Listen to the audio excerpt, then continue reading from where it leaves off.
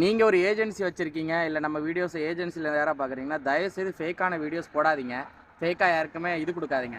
இன்னும் ஃபாலோ பண்ணாமல் பார்க்குறீங்கன்னா மறக்காமல் ஃபாலோ அண்ட் சப்ஸ்கிரைப் பண்ணிடுங்க. என்னென்னா ரீசெண்டாக நம்மளுக்கு கரூர்லேருந்து ஒரு அண்ணன் மெசேஜ் பண்ணியிருந்தார். தம்பி நான் இப்படி வந்து திருச்சியில் ஒரு ஏஜென்சி போனேன். ஸோ இந்த டெலிவரி ஜாப் வேகன்சி தான். அப்போ வந்து பார்த்திங்கன்னா அங்கேருந்து ஒரு அண்ணன் சொன்னாங்க. ஸோ சவுதியில் வந்து ரைடர் சூர்யான்னு ஒரு பையன் நம்ம ஏஜென்சி மூலமாக தான் போனான். ஸோ அவன் வந்து அங்கே வந்து நல்லா சம்பாதிக்கிறான், சம்பாதிச்சு இல்லாமல் நல்லா ஜாலியாக இருக்கிறான். ஸோ அந்த மாதிரி சொல்லி நம்ம வீடியோஸ்லாம் காமிச்சிருக்காங்க. ஸோ அவர் அந்த வீடியோவை பார்த்துட்டு தான் எனக்கு மெசேஜே பண்ணார். ப்ரோ நீங்கள் இந்த ஏஜென்சி மூலமாக தான் போனீங்களான்னு. எனக்கு பயங்கர ஷாக்கு. நம்ம இப்படி யார் நம்ம இந்த மாதிரி ஏஜென்சி மூலமாக வந்ததே கிடையாது. நான் நிறைய ஏஜென்சியில் காசு கட்டியிருக்கேன். நிறைய ஏஜென்சியில் வந்து பார்த்திங்கன்னா என்னை ஏமாற்றிருக்காங்க. ஸோ நான் வந்து எல்லா ஏமாற்றத்துக்கு பிறகு நான் ஒரு ஏஜென்சி போனேன்.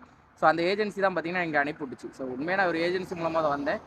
ஸோ அதை நான் அது போய் சொல்ல மாட்டேன். ஆனால் பட் நான் எந்த ஏஜென்சி மூலம் வந்தோம்னு யாருக்கும் நான் சொல்ல மாட்டேன். எதுக்குன்னா இந்த வேலை வந்து ரொம்ப கஷ்டமான வேலை. ஆக்சிடெண்ட்லேருந்து சேஃபே இல்லாத ஒரு வேலை.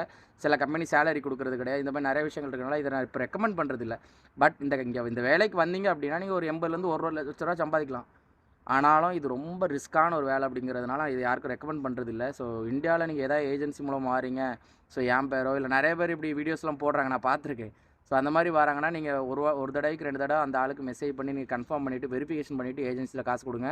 ஸோ காசு கொடுத்துட்டு உங்கள் வீடியோ பார்த்துட்டு தான் நான் காசை கொடுத்தேன் அப்படின்னு சொல்லி நம்மக்கிட்ட வந்துடாதீங்க தயவுசெய்து. ஸோ தப்பாக நினைக்காதீங்க. ஸோ வெளிநாட்டுக்கு வரணும்னு நினைக்கிறவங்க ஃப்ரெண்ட்ஸுக்கு இந்த வீடியோ மறக்காமல் அனுப்பிவிடுங்க. அவங்களுக்கு யூஸ்ஃபுல்லாக இருக்கும்.